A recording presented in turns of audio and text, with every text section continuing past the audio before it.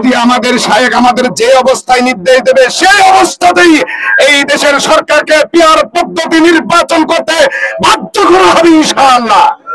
ভাইরা আমার, এখন এক শ্রেণীর মানুষ বক্তব্য দিতে চায় পিয়ার পদ্ধতি বুঝি না, খায় না, মাথায় দেয়, জনগণ বোঝে না।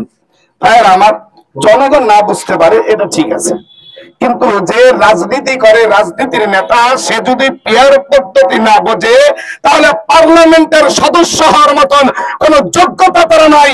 তার বাংলাদেশের ভিতরে রাজনীতি করার কোন যোগ্যতা সে রাখে না। ভাইরা আমার, এরা বোঝে, তারপরও বোঝে না কেন? পিয়ার পদ্ধতি নির্বাচন হলে আমাদের লাভটা কি আর ক্ষতিটা কি? ভাইরা আমার, শতকরা 1% ক্ষতি আছে কিনা খুব মুশকিল, তবে যে কাজই করতে যান কিছু না কিছু ক্ষতি তো থাকবেই।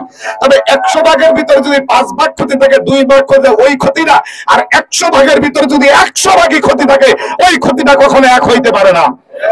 পিয়ার পদ্ধতি নির্বাচনে আমাদের কি কি লাভ জনগণকে বুঝতে হবে।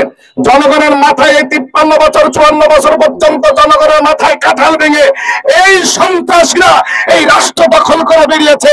এটা আর সামনের দিকে জনগণ হতে দেবে না। জনগণ পিয়ার বোঝে না, এখন জনগণ বুঝে গেছে। তোমরা নেতারা বুঝো না, তোমরা এদেশে পলায়ন করো। কতক্ষণ ঠিক কিনা? পিয়ার পদ্ধতির 1 নম্বর লাভ হলো কোনো মনোনয়ন বাণিজ্য হবে না। 2 নম্বর হলো কোটি কোটি টাকার কিনা বেচা হবে না। 3 নম্বর হলো হাট বাজার দখল, কত জায়গায় সন্ত্রাস চাঁদাবাজি থাকবে না। 4th নম্বর হলো একদম নিম্ন থেকে উচ্চ পর্যন্ত, আপনারা জানেন একজন এমপি আমাদের একদম প্রাইমারি স্কুল সহ সংসদ পর্যন্ত দখল করে রাখে। কতক্ষণ ঠিক কিনা? পিয়ার পদ্ধতিতে নির্বাচন হবে।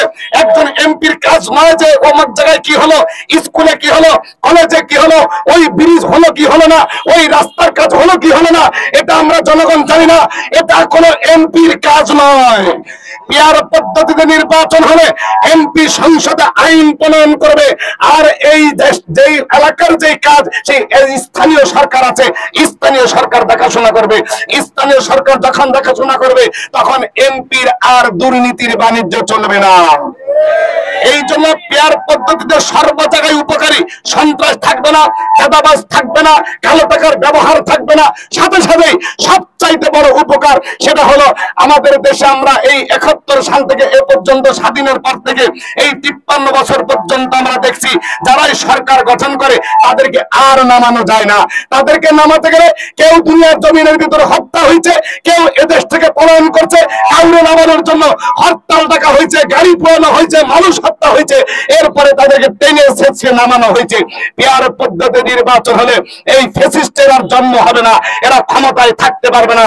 দুর্বল সরকার হবে, বিরোধী দল থাকবে, বিরোধী দলের বাদ দিয়ে সন্ত্রাসী কর্মকাণ্ড করে আর সংসদে টিকে থাকতে পারবে না।